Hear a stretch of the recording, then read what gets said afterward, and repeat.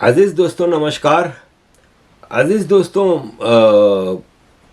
अदील राजा, major Adeel राजा retired, जो कि London में बैठ के पाकिस्तान आर्मी की पोलें खोलते रहते हैं, इन्होंने एक वैसे तो इनकी खबरों में आधी सच्ची होती हैं आधी झूठी होती हैं। वो मिलिट्री के खिलाफ, हम तो जो भी मिलिट्री के खिलाफ बात करते हैं ऑथेंटिक चीज़ें रखते हैं आपके सामने।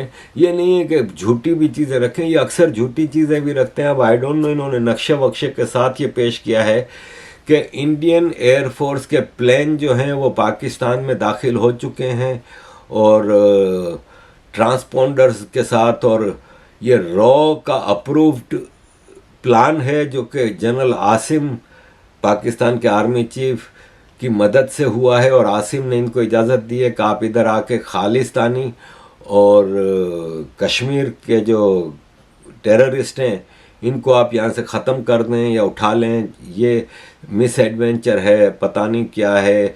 इंडियन एयरफोर्स का C-130 formation first plane wiper 2 इसके बाद अंदर दाखिल होता है पाकिस्तान में, इसके बाद वाइपर 1। तो ये सब किसने ऑथोराइज़ किया और आसिम मुनीर क्या कर रहा है? लेकिन दिल राजा के अलावा ये खबर कहीं से आई नहीं, और मैं नहीं समझता कि आसिम मुनीर भारत को इस हद तक इजाज़त देगा, क्योंकि ये इसकी रोज़ी रोटी है। पाकिस्तान की रोज़ी रोटी टेररिज्म है। पाकिस्तान अमेरिका की मर्ज़ी से भारत में टेररिज्म करता है, चाहे वो खालिस्तानियों को पनाह देता है। क्या अमेरिका को नहीं पता कि खालिस्तानी टेररिस्ट भी पाकिस्तान में पनाह लिए हुए हैं, और कश्मीरी भी, और दाऊद इब्राहिम और दूसरे सारे टेररिस्ट? खुद अमेरिका ने टेररिस्टों को खालिस्तान के और कनाडा ने पनाह दी हुई है। और वो टेररिस्ट जो कि खुले आम, पाकिस्तान में तो जो खालिस्तानी बैठा है वो चुपचाप बैठा है ना, कम से कम बातें तो नहीं करता, सिर्फ इन्फिल्ट्रेशन करता है। अमेरिका वाले तो खुले आम धमकियां दे रहे हैं। पनून और वो नज़र भी देता था, और अब जगमीत सिंह और ये सारे चीज़ें, तो ये सब अमेरिका की मर्ज़ी से कर रहा है। तो वो कैसे भारत को इजाज़त देगा भाई? ये मेरी तो हज़म नहीं होती बात। लेकिन अब बात आई है कश्मीर की। तो अजीज़ दोस्तों, परसों 22 अक्टूबर को कश्मीर पे हमला हुआ था। आज़ादी के बाद जब स्टैंड स्टिल एग्रीमेंट था, तो इसके फ़ौरन बाद जो पाकिस्तान ने कहा कि ट्राइबल इन्वेजन था, कि पाकिस्तान के फाटा इलाका गैर जो ट्राइबल एरियाज़ हैं वहाँ से ट्राइबल्स ने हमला किया था। तो भाई साहब, ये ऐसी बात नहीं है, पाकिस्तान की आर्मी के रेगुलर मौजूद थे। पाकिस्तान की 1947 में जो आर्मी पाकिस्तान के हिस्से में आई थी ना, उसमें पंजाबी भी थे, तो पख्तून भी बहुत ज़्यादा थे, और पख्तून ज़्यादातर ये फाटा से होते थे। कई जनरल्स आए हैं पाकिस्तान के पख्तून, अयूब खान, याया खान, बड़े बड़े मूसा खान और बड़े जनरल आए हैं। तो ये सब आर्मी के लोग थे जो कि सिविलियन ड्रेस में कुछ सिविलियन लोगों के साथ मिलके उन्होंने कश्मीर पे हमला किया था, और कश्मीर में श्रीनगर के करीब पहुंच गए थे जब महाराजा हरी सिंह और शेख अब्दुल्ला दिल्ली जाके प्राइम मिनिस्टर जवाहरलाल नेहरू से एक्सेशन ट्रीटी साइन की थी और मदद मांगी थी। तो भारत की फ़ौज ने आके उन पाकिस्तान की फ़ौज का रास्ता रोका और श्रीनगर पे कब्ज़ा नहीं होने दिया, वरना आज जो वादी कश्मीर, श्रीनगर भी पाकिस्तान के कब्ज़े में होता। लेकिन अजीज़ दोस्तों, गलती नेहरू साहब से ये हो गई कि जब शेख अब्दुल्ला और महाराजा हरी सिंह आपसे मदद मांगने आए थे कि हमें आप बचाएं, तो आपका फ़र्ज़ था कि आप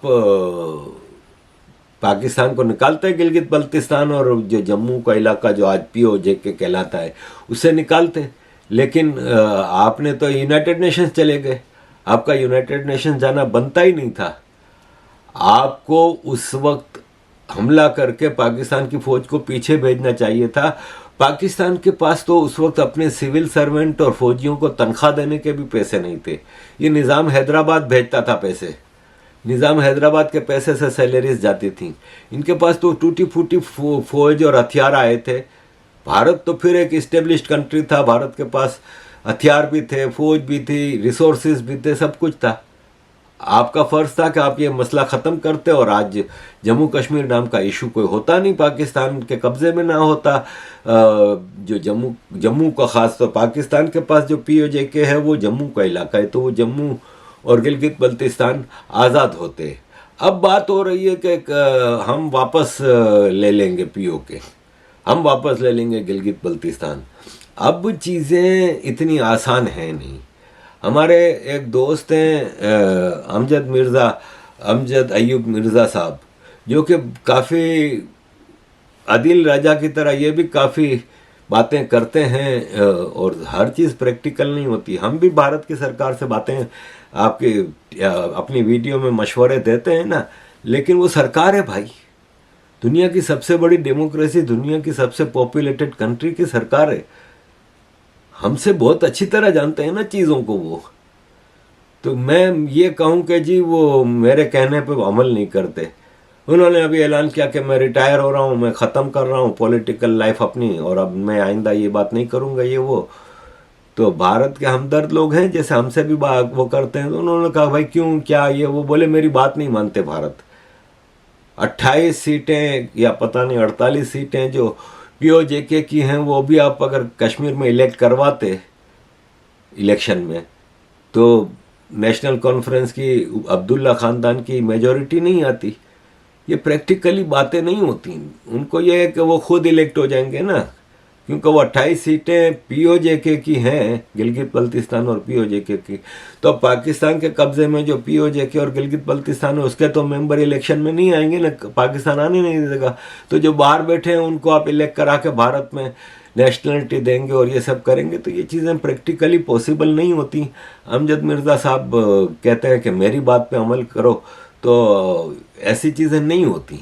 और मैं तो ये कहता हूँ कि इस वक्त तो भारत को अगर प्लेट में थाली में रख के कोई POJK और गिलगित बल्तिस्तान दे तो नहीं लेना चाहिए। ये 1 करोड़ लोग हैं या 50 लाख है, आई डोंट नो एग्जैक्ट मुझे पॉपुलेशन का, लेकिन ये सब रेडिकलाइज्ड है। आप ये सोचें कि भारत की union territory Jammu and Kashmir का मुसलमान इतना ट्रस्टवर्दी नहीं है।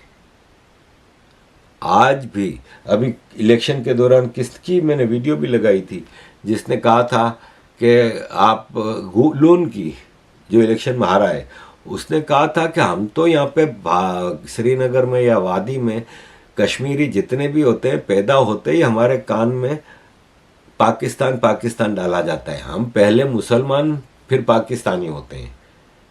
तो आप सोचें कि वो तो उनके कब्जे में 75 साल से वो पूरा रेडिकलाइज्ड है। वो मज़हब के नाम पे भी और धरती के नाम पे भी वो अगर पाकिस्तान से तंग आ भी गए तो भी वो प्रो भारत नहीं है। आप इतनी बड़ी पॉपुलेशन को लाएंगे तो ऑलरेडी जो कश्मीर की वादी है, union territory Jammu and Kashmir है, और लद्दाख के साथ गिलगित बल्तिस्तान लगता है, उसका क्या हाल होगा आप खुद सोचें। जितनी इन्फिल्ट्रेशन होती है POK से ही होती है ना भाई। तो फिर आप सोचें आप वो पूरा एरिया ले लेंगे, यानी आप पूरे तैयार किए हुए लोग ले लेंगे जो कि रेडिकलाइज्ड हैं। वो पाकिस्तान के जो POJK के और गिलगित बल्तिस्तान के लोग हैं, वो पाकिस्तान से आज़ादी लेना चाहते हैं, भारत के साथ शामिल नहीं होना चाहते। ये मैं आपको बता दूं, वो इंडिपेंडेंट कश्मीर चाहते हैं। और अगर आपने भारत में शामिल कर भी लिया, सपोज पाकिस्तान भारत को कहता है कि अच्छा भाई हमारा कर्जा उतार दो, ये जो $100 बिलियन से ऊपर है, हम आपको जम्मू एंड कश्मीर देते हैं। और भारत भी कहता है चलो हमारे पास तो $700 बिलियन के फॉरेन एक्सचेंज रिजर्व हैं, $500 बिलियन का गोल्ड रिजर्व है, हम $100 बिलियन तुम्हारा कर्जा उतार देते हैं, चलो जान छूटेगी। आपका कश्मीर आपको हवाले कर दे अगर पाकिस्तान। आप सोचें तो सही कि वो कश्मीर आपसे ये कश्मीर नहीं संभल रहा, तो वो फिर आप इतने सारे मुसलमान लेके आओगे। कल फिर दिवाली के फंक्शन पे हमला हुआ, रोज़ की ये कहानी है। तो आप कैसे इनको संभालोगे? ये भारत के लिए एक बहुत बड़ी मुसीबत होगी। और मैं समझता हूँ कि मिलिट्री वाइज और इकोनॉमी वाइज इस वक्त भारत इतना स्ट्रॉन्ग है कि एक हमला करके एक हफ्ते के अंदर जंग ख़त्म करके कश्मीर गिलगित बल्तिस्तान ले सकता है, लेकिन भारत भी तो इतनी बड़ी भारत की सरकार है, इतने बड़े कंट्री की सरकार है, उनके रिसोर्सेज हैं, इंटेलिजेंस है, इनके लोग हैं, उनको भी अच्छी तरह पता है। तो मैं समझता हूँ कि ये मामला इतना आसान नहीं है जितना कि समझा जा रहा है। अजीज दोस्तों, हमारे जाकिर नायक बेइज्जत होने के लिए पाकिस्तान आए और अब पाकिस्तान में भी अब खामोशी छाई हुई है। कराची आके तो वो बहुत फैल गए थे, भूल गए थे कि कराची में देवबंदी कम है, बरेलवी ज़्यादा है। पंजाब में भी देवबंदी आपको मिलेंगे पख्तून बेल्ट में, बलूचिस्तान के पख्तून एरिया में और फाटा वगैरह में, जहाँ जमात इस्लामी मौलाना फजलुर रहमान स्ट्रॉन्ग है, वो देवबंदी जमाते हैं, वहाँ पे देवबंदी स्ट्रॉन्ग है। ये आ गए कराची, भर भर के जलील और ख्वार हो गए। मैं आपको एक मिसाल दे दूं कि लाहौर में एक बुक फेयर हुआ, किताबों का मेला लगा, पुस्तकें बिक रही थी, तो पुस्तकों का मेला लगा कि आइए पुस्तकें किताबें खरीदिए। 35 बुक्स बिकी, खाली 35 बुक। 1200 शावरमा बिके, 800 बिरयानी बिकी, 900 बर्गर बिके, 1800 कोका कोला ड्रिंक्स बिकी, किताबें सिर्फ 35 बिकी। ये पाकिस्तानी है, ये है पाकिस्तान। इनका तालीम से कोई वो नहीं है।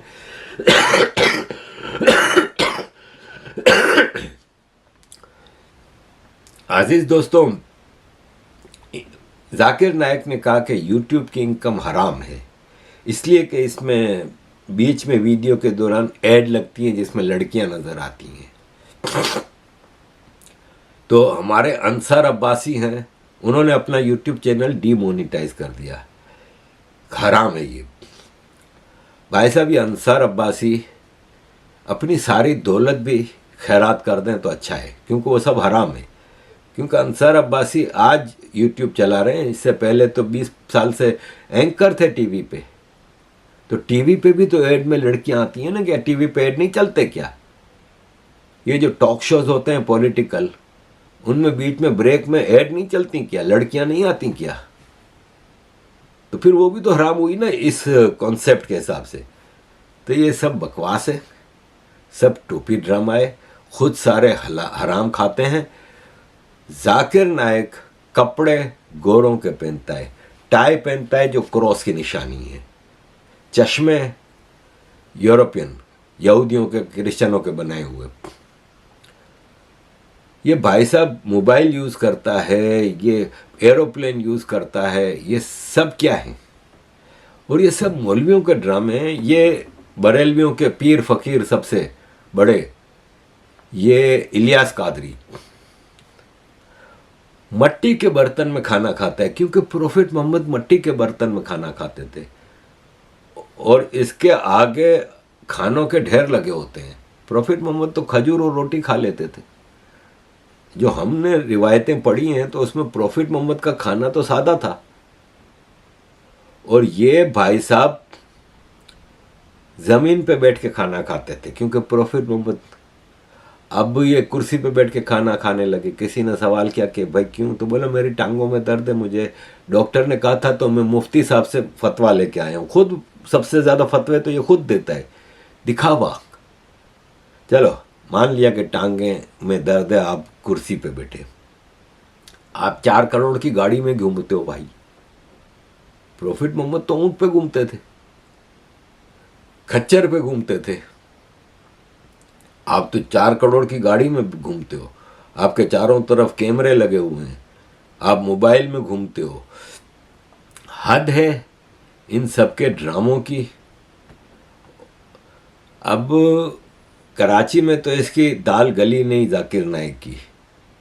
इसका माइक बंद कर दो, इसका माइक्रोफोन बंद कर दो, इसका माइक्रोफोन ख़त्म कर दें। आपने सवाल पूछा, आप चुप हो जाओ, तुम्हें पता ही नहीं, तुमको क्या पता, इसका माइक बंद करो, बहस मत करो भाई, 50,000 का मजमा बुलाओ फिर जवाब देंगे। मेरे पास अरबों रुपए का घर है, भाई तुम तो एक तालिब इल्म हो, तुम्हारे पास क्या है, क्या मैं पागल हूं, इस तरह की बातें की हैं। ये कोई मुबल्लिग जो कि दीन की बातें करता हो वो इस तरह की बातें कर सकता है? अब बार बार ये कह रहा है कि कुरान में है कि यहूदियों और ईसाइयों से दोस्ती मत करो। तो भाई साहब फिर चाइनीज से दोस्ती क्यों कर रहे हो? कुरान में तो सिंपल सा है कि नॉन मुस्लिम से दोस्ती ना करो, यहूदी और ईसाई से तो फिर अलाउड है, क्योंकि ये अहले किताब है, ये एक अल्लाह पे मानते हैं। बस फर्क प्रॉफिट के ऊपर आ जाता है। यहूदियों का प्रॉफिट मूसा की किताब आई तौरेत, इसके बाद आए ईसा, वो यहूदी थे, उन्होंने अपना दीन निकाल दिया, उसी अल्लाह का कंटिन्यूएशन में अपनी किताब लेके आ गए, बाइबल, इंजील। यहूदी अलग हो गए और ईसाई, उसको फिर रोमन एम्पायर ने अडॉप्ट कर लिया। क्योंकि ये हिस्ट्री है कि आपको किसी भी ग्रुप ऑफ पीपल के ऊपर कंट्रोल हासिल करना है तो आसान तरीन है मजहब, खुदा, जन्नत, जहन्नम, खौफ, डर, ये सब चीज़ें। मजहब के नाम पे सबसे ज़्यादा गुलाम बनाए जाते हैं दुनिया में। आज 2 अरब मुसलमान हैं तो वो इस्लाम के नाम पे ही आए ना। जन्नत, जहन्नम, हूरें, दोज़ख, खौफ दोज़ख की आग का, चमड़ा जल जाएगा फिर वापस चमड़ा बनेगा फिर जल जाएगा। भाई यार क्या सब ड्रामे। फिर प्रोफेट मोहम्मद आए, वो अपना लेके आ गए। वो सबसे ज्यादा उन्होंने कहा कि मैं आखिरी, मेरे बाद कोई नहीं, दुकान ही बंद कर दी अल्लाह की। 1,24,000 पैगंबर हैं, कुरान में आया है कि 1,24,000 पैगंबर आए थे। इन्होंने कहा मैं आखिरी, जो मुझे मेरे बाद जो भी बोलेगा वो मुर्तद होगा, जो भी कहेगा कि मैं नबी हूं उसको कत्ल कर दो। और यही हुआ। प्रोफेट मोहम्मद के मरने के बाद खड़े हो गए काफी नबी अरब में। नजद जहां पे आज रियाद है वहां पे खड़ा हो गया, उसने तो काफी लोगों को अपनी तरफ कर लिया। बोला प्रोफेट मोहम्मद चलेगा, मैं नबी हूं। तो पहले खलीफा थे अबू बकर, उन्होंने फौज भेजी। खालिद बिन वलीद इस्लामिक जनरल थे, उनकी लीडरशिप में। उनको बोला कि जाके पहले उनको सबको दावत देना कि वापस तुम लोग कलमा पढ़ के मुसलमान हो रहे हो। उन्होंने जाके पूछा ही नहीं कुछ, डायरेक्ट कत्लेआम शुरू कर दिया, सबको मार दिया। क्योंकि डर पैदा करना था ना कि आइंदा कोई बोले नहीं। तो ये आखिरी नबी का उन्होंने कर दिया। तो भाई साहब इस्लाम में है कि यहूदी और ईसाई अहले किताब हैं, इसलिए इनके साथ शादी भी जायज़ है। चाइनीज के साथ आपकी बड़ी दोस्ती है। वो चाइना जो कि आपके इस्लाम का नक्शा भी गाड़ रहा है, इस चाइना में मुसलमानों का बाजा बजा रहा है, उनसे दोस्ती जायज़ है। उस पर ना जाकिर नायक बोलेगा, ना ये इलियास कादरी बोलेगा, ना ये तारिक जमील बोलेगा, कोई भी नहीं बोलेगा। अजीज दोस्तों, चलते चलते एक और बात मैं बोल दूं। ये दानिश कनेरिया है, इसका नाम नॉर्मली दिनेश है। मैं जब कराची में मेयर था तो मेरे जमशेद टाउन में बहुत ज़्यादा हिंदू थे और दुनिया के 4 पुराने तरीन मंदिरों में से एक मंदिर श्री हनुमान पंचमुखी मंदिर था और मैं बहुत जाता था। मुझे वो अपने प्रोग्रामों में भी बुलाते थे। मेरी दानिश कनेरिया से वहाँ पे मुलाकातें भी रही हैं, अक्सर मुलाकातें होती थी। दानिश कनेरिया रिटायरमेंट के बाद बहुत ज़्यादा अपना सनातन का प्रचार करते हैं, अच्छी बात है, ठीक है, इससे पहले नहीं करते थे। इन्होंने अभी नई बात की है कि अगर मैं इस्लाम कबूल कर लेता तो मैं पाकिस्तान की टीम का कैप्टन भी बन जाता और सारे रिकॉर्ड तोड़ देता। तो ऐसा नहीं है। मोहम्मद यूसुफ ने बाकायदा इस्लाम भी कबूल किया, दाढ़ी भी रखी और पूरा तबलीगी बन गया, लेकिन उसको भी जलील होकर निकलना पड़ा। 2006 में इसने वर्ल्ड रिकॉर्ड बनाया था, 9 सेंचुरियां बनाई थी और सबसे ज़्यादा एक साल में रन बनाने का रिकॉर्ड तोड़ा था। 2007 में इसको फारिग कर दिया। हालांकि इसका मतलब फॉर्म वॉर्म का मसला इतना था नहीं, तो ऐसा नहीं है दानिश। और दूसरा ये कह रहे हैं कि मैं रिकॉर्ड तोड़ देता, तो भाई साहब आप इतनी हाई क्वालिटी के स्पिनर नहीं थे। दानिश कनेरिया की बॉलिंग एवरेज 32 है टेस्ट क्रिकेट में, 32। 30 से नीचे, 30 से ऊपर जो चला जाए ना बॉलर, वो क्वालिटी बॉलर नहीं होता। अश्विन 23-24 है मेरा ख्याल है इसकी एवरेज, 25 होगी। जडेजा, कुंबले,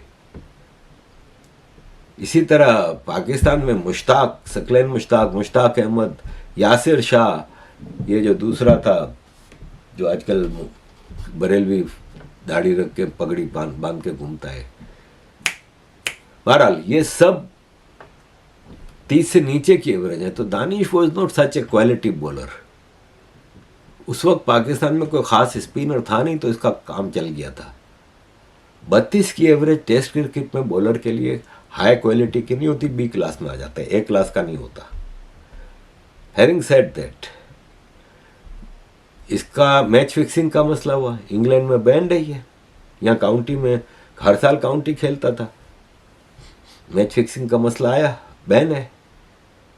तो ये सनातन को काफ़ी हद तक यूज़ भी कर रहा है कि मैं पक्का सनातनी हूँ इसलिए, और हर चीज़ में वो भारत के अंदरूनी चीज़ों में काफ़ी ज़्यादा वो करते हैं। तो ये शायद भारत में अपनी हमदर्दी हासिल करने के लिए, बढ़ाने के लिए वो कर रहे हैं। करना है तो उनकी मर्ज़ी है, ठीक है, लेकिन ये कि मैं समझता हूँ कि इतना भी नहीं है। अजीज़ दोस्तों, thank you very much for all your support, kindly keep supporting.